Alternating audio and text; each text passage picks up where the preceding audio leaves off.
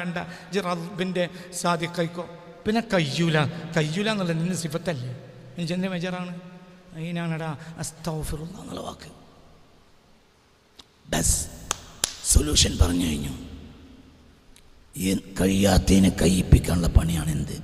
അസ്തഗ്ഫിറുല്ലാഹ്. ഏത് വിടവിലും ഒരു കട്ട വെക്കും. എന്നൊക്കെ പറഞ്ഞത് മനസ്സിലായില്ല. ഒരു കല്ലിൽ നിന്ന് മറ്റേ കല്ല് പതിയൂല.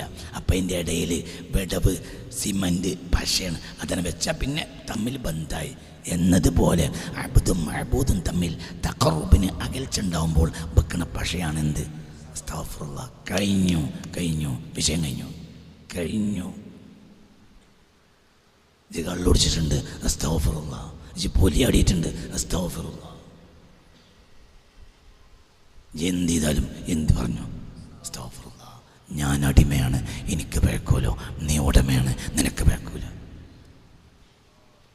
ഞാൻ അടിമയാണ്, എനിക്ക് പിഴക്കും. ഞാൻ അടിമയല്ലേ?